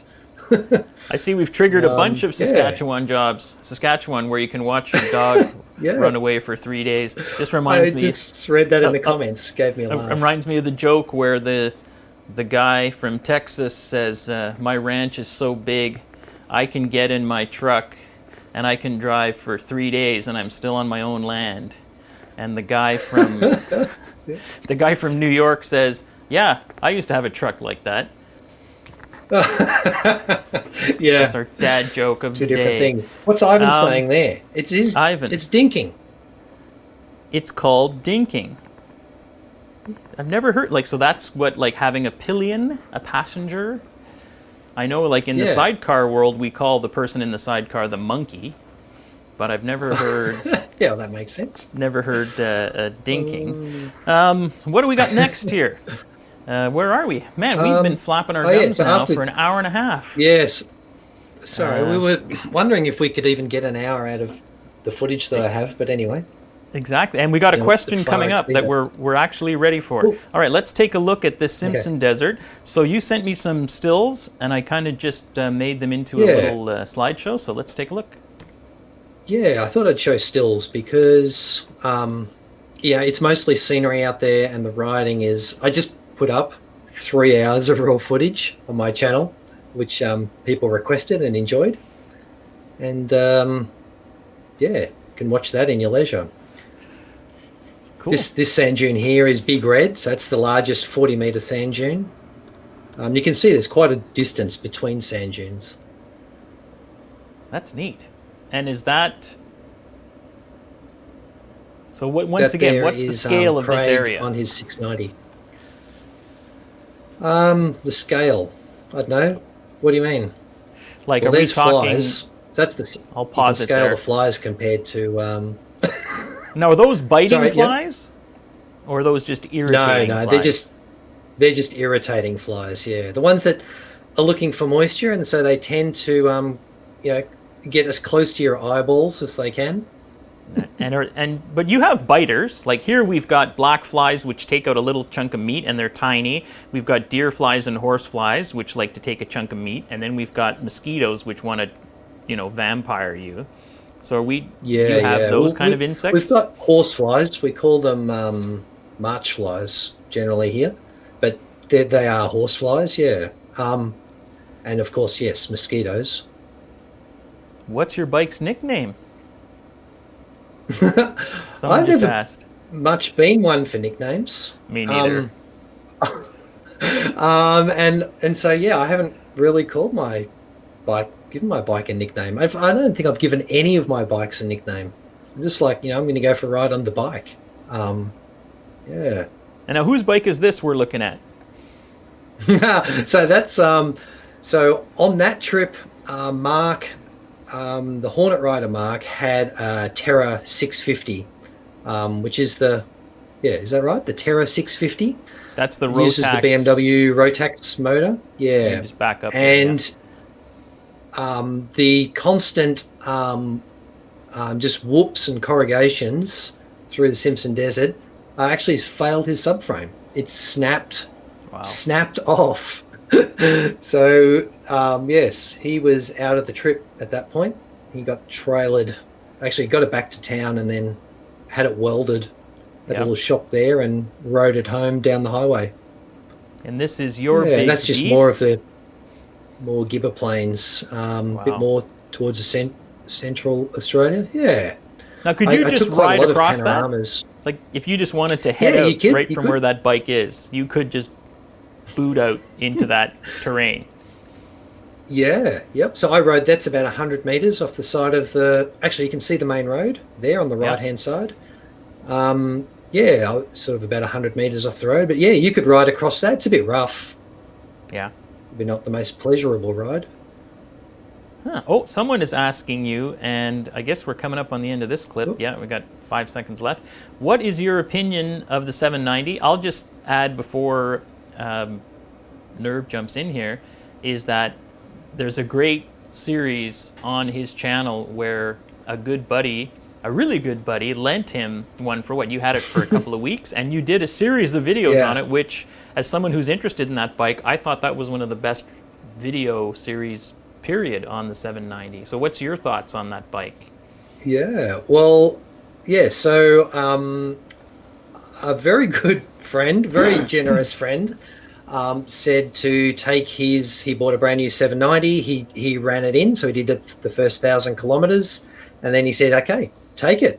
And I said, that's very generous of you, I'll take it out for the day. He said, no, take it for a week. I said, what, a week? And he's like, yep, take it for a week. So I'm like, okay. He said, the only condition is you have to make a video on the bike. I said, okay, no problem. And he just wanted to know what can this bike, well, in my opinion, what can the bike do? So I took it out for a ride. I think in my first video, because I posted up a video each day of the period that I had it, 7 videos in 7 days or whatever it was. I think it was 5 videos in the end. And at the end of day 1, I put up a video saying, I'm being a bit careful because, of course, it's not my bike. I don't want to scratch it. Straight away, 5 minutes after I'd uploaded that video, he rings me and he says, Brendan, he said, it doesn't matter if you scratch it. It's just a bike. Go ride it like it was your own. And, of course, when someone says that, I mean, have they seen my bike? My 1190 is probably one of the more beat up 1190s that are around. So yeah, I took it out for a ride. So my opinion is, I mean, I don't own one because they're very expensive in Australia. They're more expensive than my 1190. They're more expensive than an Africa Twin. They're more expensive than the new BMW 850. It's new. It's more expensive than an 1190. Yes. That is bizarre. Which doesn't make sense, right? Here it's 790, 1090, 1190, whatever, I guess. In the bigger the bike, the more expensive it gets. Yeah. Yep. That is odd. No, not here. The 1090 is cheaper. Actually, I think I've written down some prices here somewhere. The 1090 is, in fact, Cheers. Is this it? No, sorry. I should have prepared that earlier. Here it's like the 1090 is cheaper than Canadian. The 790. 13,000 Canadian for the cheap one, I think, something like that. Yeah, right. Yeah, because I know that's another thing. To answer Rick's question, was the 790 Adventure R? Yes. Yeah. Well, the 790 which is the pricey one. There's no. Here it's. Let me just take a peek. It's. I gotta use the other keyboard here. Get a different tab. While you're looking that up, yes, the only reason I don't own one is because they're so expensive.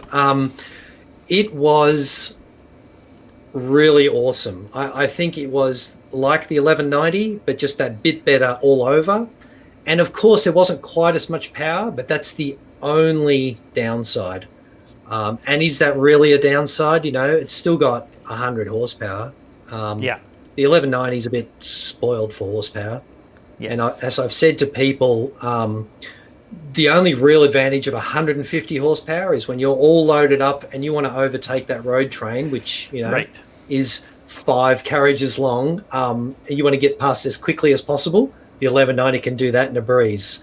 That's about the only time you really need 150 horsepower. Like here we've got Ivan saying that the most beat up 1190 is Ligurien, and he's a fellow here in Quebec who we did the Classique with him once, and he was riding a Super Tonnerre, the big one, and he likes to ride his bike pretty hard. So I'm just looking at the price here. So the MSRP is $13,600 Canadian and $550 freight. So you'd be looking at $14,000 plus tax. And tax would be 15%.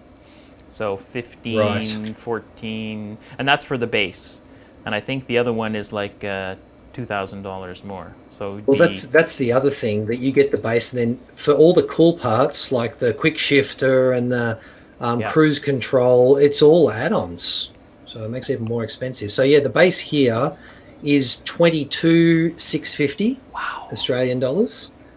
And I'm just going to look up the 1090 KTM 1090. What are they? Up 20. I'll just go like a 2019 or something. Price. Sorry if there's some dead air for a second, but see, we don't have the 1090 here anymore. We've got the 790 and the 1290. Oh, right. Is the 1090 discontinued already? I guess so, because here the 1290 is 20,000 for the base, and then the 1290 R. Yep. Travel. Oh well, the 1290 is still more expensive, because that's like your road. That's like your GS. It's your road going machine, right? Yeah. Yeah, it's a GS equivalent. So I think they're about 26 here in Australia. Wow. maybe more, maybe 27. And your dollar is pretty Um, much on par with ours these days, I think, isn't it? Yeah, I think it's pretty close. Yeah. Because Yep. here we're looking at the only models that are on their site is on the travel section. They've got the 1290, the 790, and the 390 and the 690. So wow, that's Yep. pricey. Someone asked a So yeah, question a new earlier. model 1090 is Yep. about is 20 and 26.95. So it's like 21 grand. So yeah, the 790 is $1,500 more. It's crazy. But why? So what's the? Is it a tariff thing? Why are these bikes so expensive? Well, bikes in general. Yeah, I don't know. Is that a? They're just taxation? expensive. Someone asked a question probably. earlier, and it's perfect because we actually have a video clip of it. They wanted you to talk about changing the motor or some of the issues you had with your motor. Let's roll. Oh, where's the audio? Let's get back into getting this engine in the frame. So what was the issue with your bike, and what was the kilometers when this happened? Yeah. Well, it's not that high, and I think there has been discussion about how modern bikes are run lean for fuel economy or emissions reasons, but I believe it was running lean for a long time, and my valves wore, and they were adjusted 3 times, and then there was no more adjustment. So whilst it's true I could have shimmed, custom ground shims to get the valves back in tolerance, that's a bit of a very short-term fix. Mm-hmm. So I decided to, just I bought a wrecked bike that had 9,000 kilometers on the clock. Someone had written it off, and I used the motor. And that was a cheaper option for me than to get my motor rebuilt, at the top end rebuilt. And sorry, So what was the that's kilometers really what on it comes yours? down to. How many So I had about 95,000 kilometers. Yeah, that's something. And now I've added about 10,000 onto this new motor. Well, new second-hand motor. So it wasn't it's from up to sucking in about dirt. 18,000. Wasn't like you sucked in No, dirt. it was not from sucking dirt. So yes, some of the early models had airbox issues where they sucked in dirt, and I was always very careful. Here's a good bit of the Hold clip. on. We got to listen to this. Where is it? Uh-oh. Oh, that was probably the end of it. Uh-oh. Blew it. Let me get that keyed Oh up. no, it's all right. So Here we go. I No, got it all back it. together. All right, let's take a listen here, because everybody just watched the video on Chris's bike where it took us we got it running. So this is Yes. right after you had your successful engine transplant. Yep.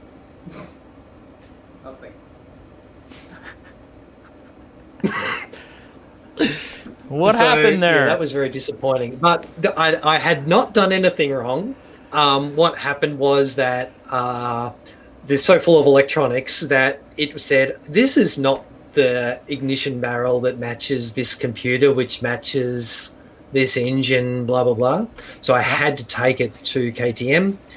They plug it into their computer and say, this CPU and this CPU and this ignition is all legit. Okay. Tick them off, and then it starts. So Nice. yeah, bit of a concern, I guess, with modern bikes. Like if that happens out in the middle of nowhere, you can't put it this way. You won't be swapping an ignition barrel in the middle of the desert. No, Won't which happen. is, you know what? It's, I know Vlast, who's here in the chat, he and Denise were down riding, I think they were in Baja somewhere, and they had that antenna ring failure on the F800 GS, which is not all that rare.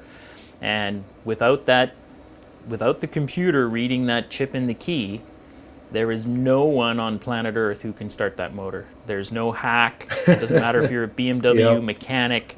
That code from the key fits into the algorithm, I think, for the fuel injection. And if it's not there, you're dead. And it's like I think it's a very inexpensive part. and it's not very Yeah. long to change. Yeah. But if you don't have one in your pocket, you are done. He'll probably stuck, chime in yeah. here in the chat. So. So, a couple of things from the chat. Someone asked, did Mark hold on to the Terra 650? Yes, he still has it. He's still he's fixed the frame properly, but he's the suspension completely disintegrated on it as well. So he's waiting to get the suspension rebuilt, I believe. I don't know what he's going to do with it. He'll probably keep it. Your beer must be and empty then- by now. Oh, sorry. This is the last someone else beer asked, that Marcel dropped off. The triple IPA. You're still drinking it? Well, I had 2 episodes ago. I know he dropped off 2 6-packs, and I've been nursing them because they're quite good. So what else we I got thought in it the was the chat? same bottle.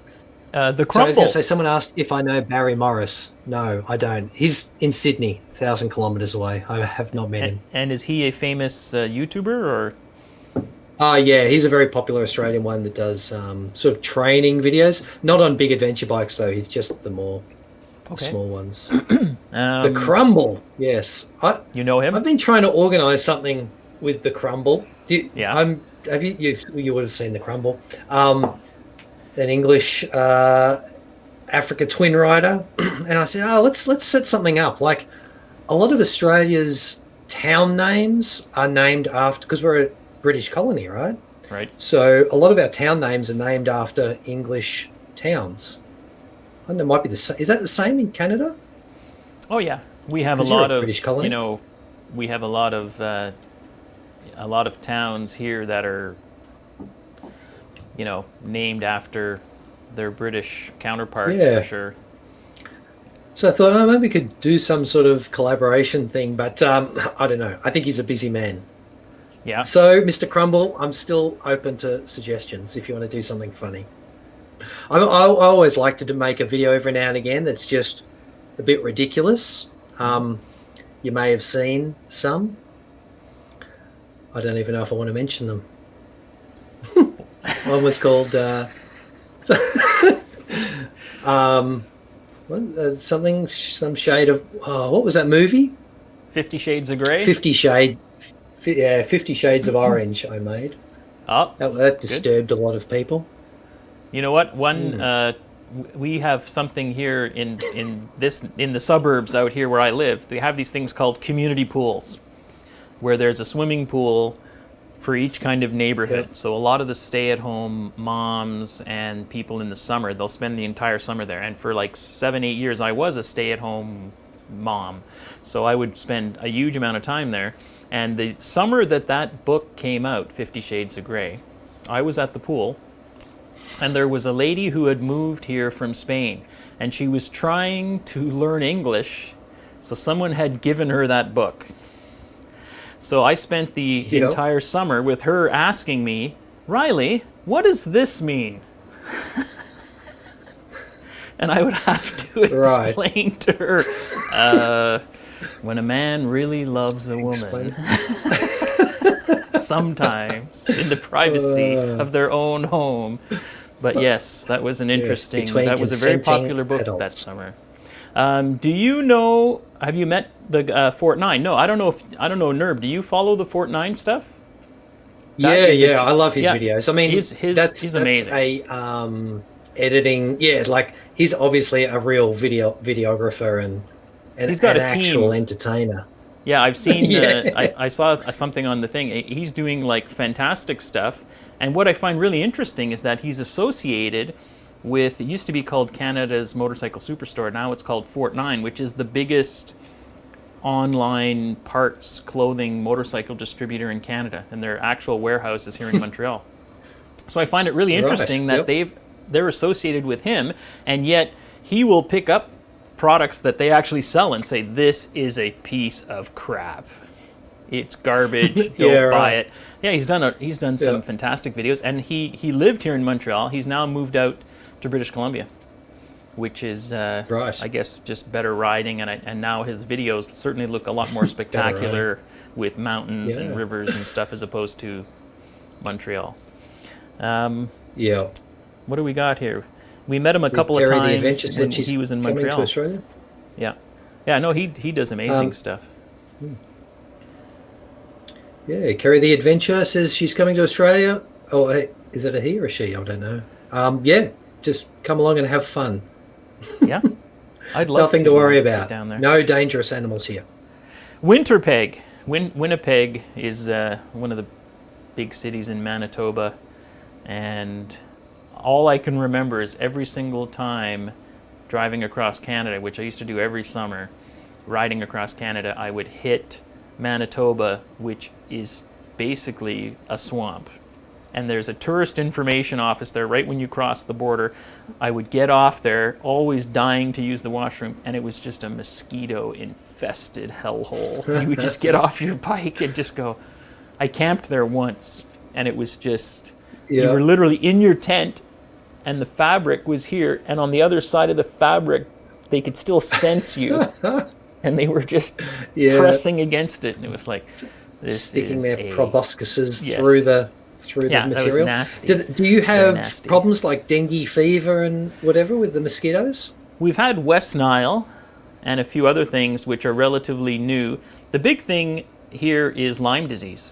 I don't know if you guys have Lyme disease down there. Right. It's from a tick bite, and a couple of people in my family have had it. So that in the tall grass stuff, you get these tick bites, and then like a lot of things, some people have a minor issues, and other people can be much more serious. Yeah. But we've had that. I think there's West Nile. There's lots of nasty stuff. But even here in Montreal, because of the mosquito, and also they don't spray. Like in the old days, when I was a kid out in Saskatchewan, which is also swampy, literally planes used to fly over the city and just gas the whole city, and everybody would be like, yay! Mosquitoes, hold up the baby, yay! Now they don't do that so much anymore. No. Someone's asking, where is Dave from originally? Dave is from the UK. Dave, Super Dave. They couldn't tell by the accent? No. Exactly. Dave was actually has a very dark past. Dave was a military policeman, the lowest form of person in the military. At least in my experience when I was in the military. All my dealings with military policemen were negative. So. Right.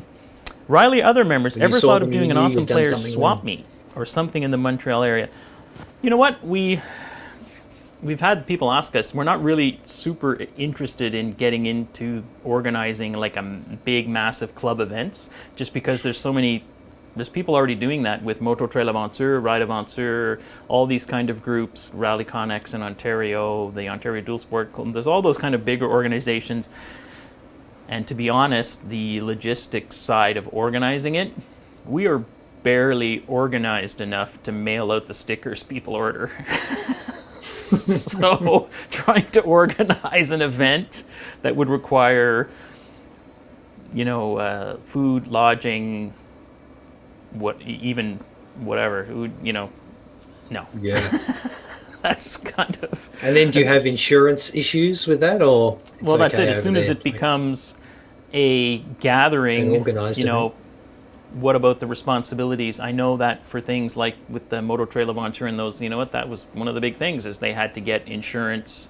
And then realistically, it's not a lot of fun, because if you look at Mark and, a lot of the guys who were involved in organizing those events, they're not riding those events.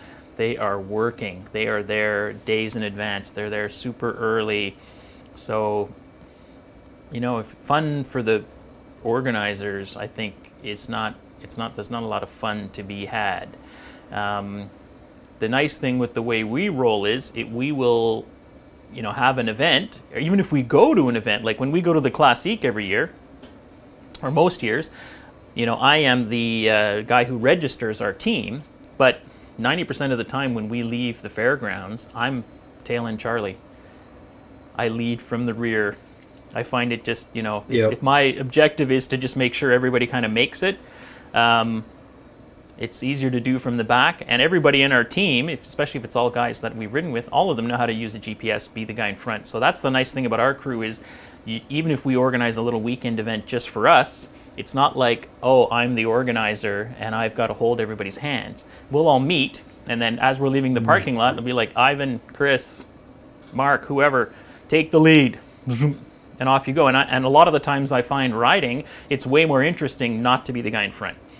It's fun to watch the other guys. Bit more I relaxing. do find, oddly enough, for obstacles, if you're the first guy and you roll up to this sketchy, rocky hill climb, if I'm the first guy, I can make it. If I'm the fourth guy and I've watched 3 other guys barely make it or bungle it, there's no chance I'm going to make it. It just shows how much it's mental, doesn't it? Yeah. You know, exactly. Someone asked where in Saskatchewan. My family's actually from a small town in between Regina and Moose Jaw, metropolis of Moose Jaw, called Pence, and that's right along the Capel Valley. So there was a lot of French settlements through there. So you'll notice that years and years ago there was actually a sizable French population in Saskatchewan. One of my grandmothers lived in a town where there actually wasn't an English school. She went to a French school. And same thing when you cross into the U.S., you'll see a lot of the names are French. And I remember going into a small town where there's 1 million long lakes around the world. Everybody calls their lake Long Lake. And there was a lake there called Lac Long Lake. So I guess it was called Lac Long, Long Lake, and then they added lake. And I was there, and every time I said to someone, it's kind of funny that this town is called Long Lake. Not a single person got it. No one knew what the hell I was talking about. I was like, you do know that lac is the French word for lake. No, got zip. Oh, no. Do you have to learn French in school? Here in Quebec, Canada, or? Everybody's bilingual. I mean, my kids go to what was would be called an English school, but for kindergarten, grade 1, grade 2, grade 3, 80% of the curriculum was in French because it's a French immersion school. So there's nobody coming out of the school system here who's not bilingual. Like when I was a kid, the English schools were much more English, but yeah, everybody's bilingual. And that's something too, like we get people from Ontario, Vermont, New York who think about coming up to do some of the events here in Quebec. And a lot of the times if they go to the website, it might all be in French, but there's no issue there. If you go to something like the Classique, there's enough riders coming in from out of province that there'll be a briefing in English. There's even one of the things if they're putting together the teams. One of the questions for the team leaders is, do you have first aid training? Blah. One of them is, are you comfortable in English? Because they may, to fill out the teams, may pad in a few guys from out of province. So yeah, it's kind of a non-issue, and I find whether it's riding with people whose mother tongue might be French or English or whatever, everybody just kind of speaks whatever language they're comfortable in. So like I work in my office environment, I'll go out for lunch. Philippe, who's the other person I work with most closely, he'll just speak French. I'll just speak English. Nobody even notices, And bilingualism is I think being bilingual is a huge advantage in all parts of life. And I know in Australia, like I was taught some German in primary school, and then I just didn't follow through with anything.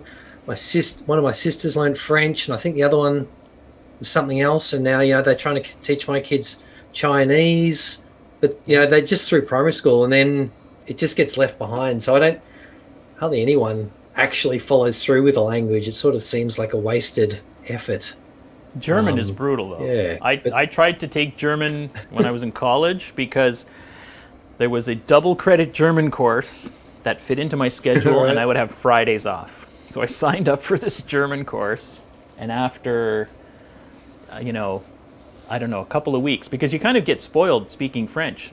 If you see something that's in Spanish or Italian, especially if you're reading it, you can kind of get the gist of what's going on. And then I slid into this German class saying, all right. And it was like No, it was of no help, basically. I mean, the grammar system, everything was like... It's very different, Yeah, so I got my money back and pulled the plug on that course and ended up having to go to school on Fridays. It's a sad story. Yep. Couldn't get away from it. All right, folks, we've been rolling for... What time is it? Gee, once again, I said... What did we say? We were going to do an hour. It's been almost 2 hours. Yeah. So if you've got any final questions, get them in, because I think we're going to wrap it up. Let me just jump. So I haven't had a chance, really. I see that everybody's been talking amongst themselves in the chat, which is good. And Ivan and the boys have been answering questions.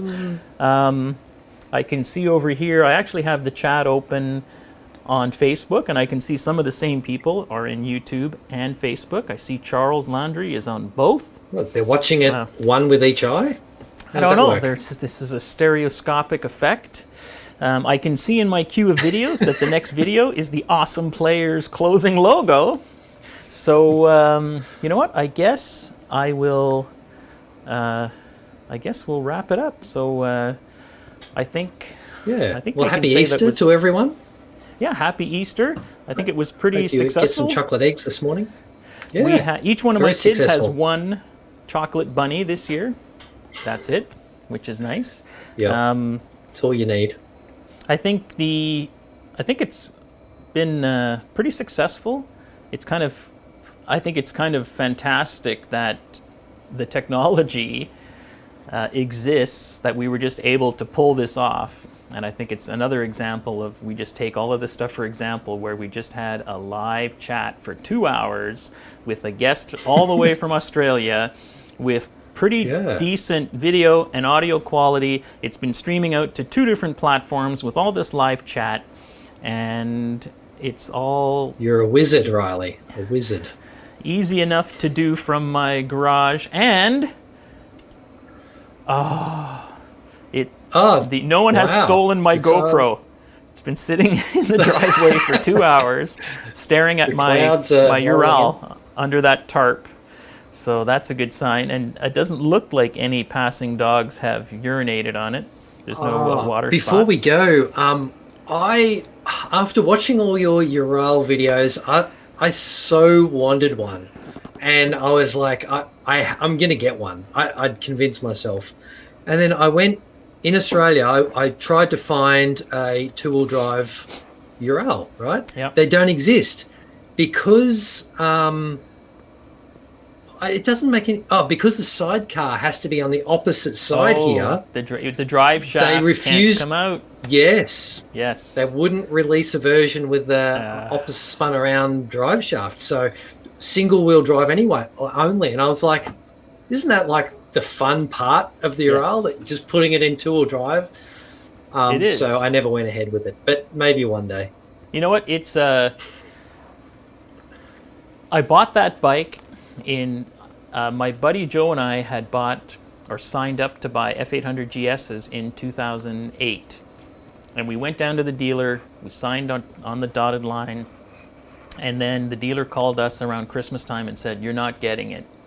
They're a big seller in Europe. They're delaying North American introduction for a year." Yep. So then I said, screw it. I'm going to buy a Ural. And of course, we're going to get in trouble because we're saying Ural. And all the guys are going to chime in. Ural. So I bought it thinking I'll ride it for one summer. I'm going to get rid of this thing. It's just going to be a novelty thing. And it's, as you can see, it's still sitting in my driveway. And it was actually... It's not great. You ride it once every 2 years. Well, you know what? I ride it. I do shopping, take the kids for rides all the time. It's not great if you ride with other guys who aren't on Urals, because you're kind of doing your own thing. You're on your own pace. You're going slow, whatever. But in terms of just making every ride interesting, it is a fantastic machine. Every time you get on it, you know, people talk about bikes having a personality.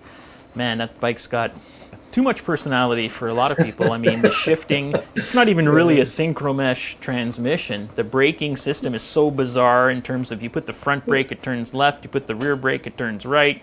There's a lot of weird dynamic mechanics of the way it handles. I'm not a super competent sidecar rider in terms of I can't fly the car or do Yep. any of that fun stuff. But yeah, it is fun. And the other day we went out, we found some snow that was still piled in a parking lot. And we drove in, we got stuck it in 2-wheel drive, chewed our way out. It is a super fun machine. I don't know if I'd want to Yeah. take it into the middle of the Simpson Desert. I don't know if I'd have that level Yeah? of Do you think it would faith. struggle? Yeah, right. But, Reliability. Yeah, but no, it is a fun machine. Here's someone saying, Yeah. Nerb one, you could import a vintage one. I think the snag Yeah, would still well- be that it would have the sidecar on. If you have the sidecar wrong on the wrong side. side, and you Yeah. can't import one. Well, I guess you could import one with the sidecar on the wrong side for you. Is that possible? if it's Yeah, more- maybe because you can. Yeah, I mean, you can get. Yeah, or with cars, say you can import left-hand drive cars, but yeah, I'm not sure like how insurances go, and I think it just complicates things. I mean, I think I'd probably be better off just getting a standard one, an Australian one, and then making my own reversed, getting Yep. it fabricated or something. Would that be possible? No. Must be possible. It'd be Oh, tough. no. It would be tough. I mean, it's so integrated into the design. You'd probably be better off just getting one with the sidecar. Which side is the sidecar on? Sidecar on the right, yeah. We had the thing here where people were importing a lot of cars that had right-hand drive steering wheel, but they found there was a lot of accidents because, of course, the typical buyer was a Fast and the Furious guy. So they just Yep. they grandfathered in the existing cars. So Yes, I yeah. can see a lot of people wishing us a happy Easter, and Yeah. I hope I had no idea how many people were watching. I didn't have that screen open. How many people were watching at any point today? Well, Usually we have about I didn't look. There's 150 right now. Still, okay, so that's good. So I think it was a success. Next week, we will do it again. I'm not sure who our guest is going to be. Not me, though. No, but I hope you'll stay up late and join us. One of the Yeah, ideas I'll we watch. had was we had a lot of people asking us to talk about toolkits, to talk about riding gear. So maybe we'll do one like that. We also have our Jason, who is one of our players here in Montreal, who did across Canada and then down south all the way to the tip of South America on a 640 KTM. That will and be took a lot of interesting. nice pictures. He's kind of on our list to have as a guest. So before next week, we'll have sorted that out. And Nerb, the one thing we never talked about was your nickname, your first nickname in the motorsports world. And first nickname? maybe we won't talk about it. What do you think? Depends if you want to get demonetized or not. We will. We'll leave it a mystery. Brendan and I will Save talk for another about day. that. Although I will just say that Nerb is actually Bren backwards, right? Yeah. That's And- as smart as I could be. So- And do I have it here? Yes. And the original nickname backwards would have been Tanuk. Yeah, Tanuk. Yeah, I had All right, a folks. bunch of names. Okay, see ya. We'll see you on the flip side. Thanks, Nerb. Cheers. No worries. Thank you very much.